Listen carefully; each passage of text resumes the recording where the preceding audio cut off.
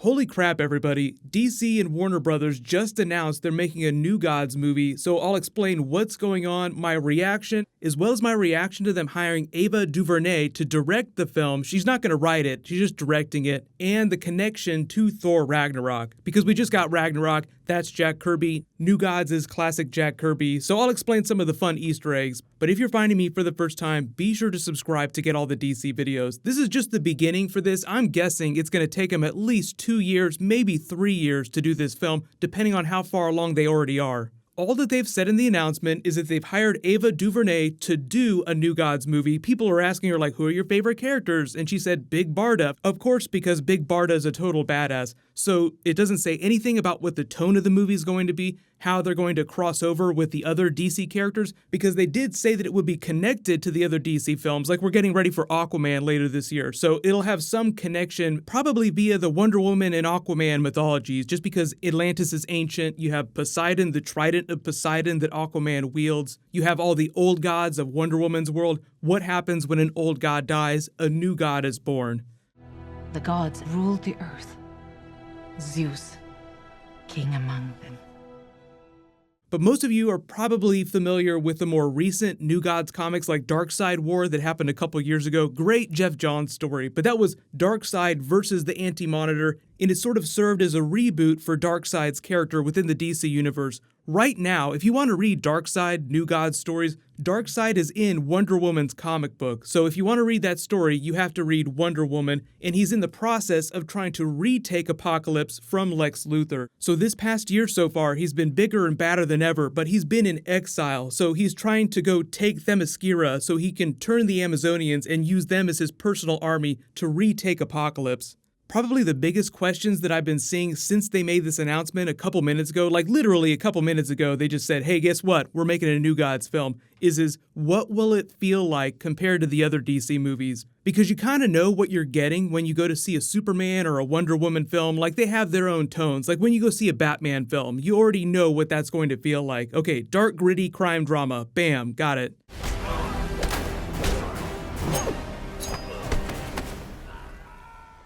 But tonally, they're so different from the other DC films that I have a feeling that DC will use this as an opportunity to do their version of Guardians of the Galaxy, just super weird characters that not a lot of people have heard about.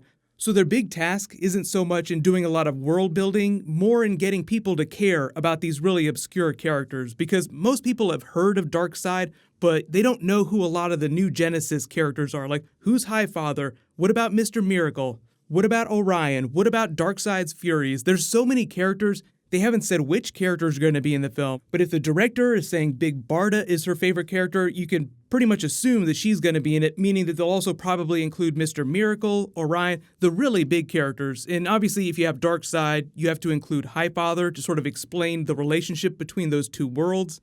But before we get into too much speculation, the Thor Ragnarok Easter eggs are actually pretty cool. Most of you may already know Jack Kirby's original intention for the New Gods comics. So the New Gods, as a group of characters, were actually, collected their stories in something called Jack Kirby's Fourth World.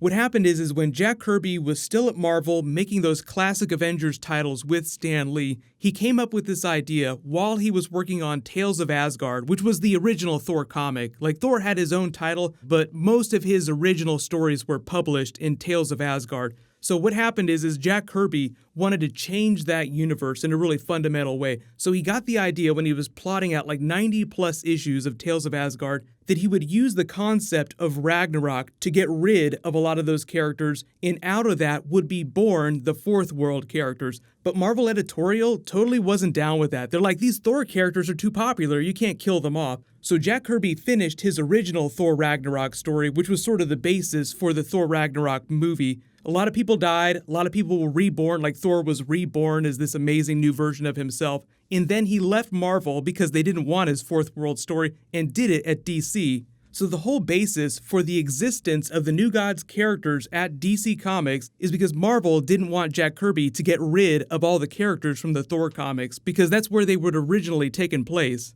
My time has come. When my crown is reunited with the eternal flame, I shall be restored to my full might. I will tower over the mountains and bury my sword deep in Asgard. Hang on. Give it a second. I swear, I'm not even moving. It's just doing this on its own. I'm really sorry.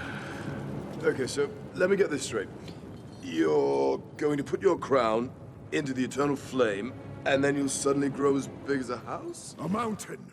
If you haven't read those original New Gods stories, they're really just like this mythic tale of evil versus good. It's very Shakespearean in that Darkseid's son, Orion, is raised by his greatest enemy, Highfather, and then vice versa. So Mr. Miracle, Highfather's son, is raised by Darkseid on Apocalypse in complete oppression, but he overcomes that, becomes the world's greatest escape artist. And if you're not reading the Mr. Miracle comic book right now, it's probably one of the best new titles. Like, the artist was actually commenting on this New Gods article, like, who's your favorite character? So early speculation, because it sounds like DC wants to let this be super weird and super awesome, that it's going to be mostly just the New Gods characters with a couple little small points of crossover in the way that Wonder Woman was part of the DC universe and connected to the other films, but you really only saw that letter from Batman at the beginning and at the end, but the rest of the movie, like 99% of the movie, was just the Wonder Woman characters. But as they make new announcements, I'll just do update videos, and let me know in the comments what kind of bonus videos do you want me to do for New Gods, because even though we don't know the story, you can assume that there'll be a version of their origin story that will be told. And in the same way that Marvel sort of changed Thor Ragnarok from Jack Kirby's original story, I'm expecting a couple edits, but we don't know what it's going to look like. Assume that it's not going to be the Zack Snyder looking version of the New Gods, because we got a little concept art for Darkseid, and obviously there was the whole Steppenwolf debacle. Just assume that they're not doing that, so any of the stuff that was set up during Justice League is probably going to be soft retconned into whatever they want to do with this New Gods movie. So I know that raises some questions about Flashpoint and potential DC Universe reboots. Don't worry about any of that stuff until they officially confirm stuff. Just don't worry about it. Just assume that New Gods is going to be this really weird thing off by itself with like a couple Wonder Woman or Superman points of crossover, because Kryptonians, galactic race, Wonder Woman, old gods. There's a lot of different options when it comes to connecting the mythology of Fourth World to the DC Universe. But obviously the big thing at the moment right now, in addition, is the Avengers Infinity War trailer that's posting tomorrow. So just everybody freak out about all the stuff that DC and Marvel are dropping right now. But I'm really excited that they decided to do a Fourth World movie. I'm more curious as to what it's going to look like and what the tone's going to be, but I wouldn't be surprised if they hold a lot of those types of announcements for their Comic-Con presentation. So it might be a little while before we get more information. But click here for the teaser for the Avengers trailer, and click here for brand new Flash. Thank you so much for watching. Everybody stay awesome. I'll see you guys tonight.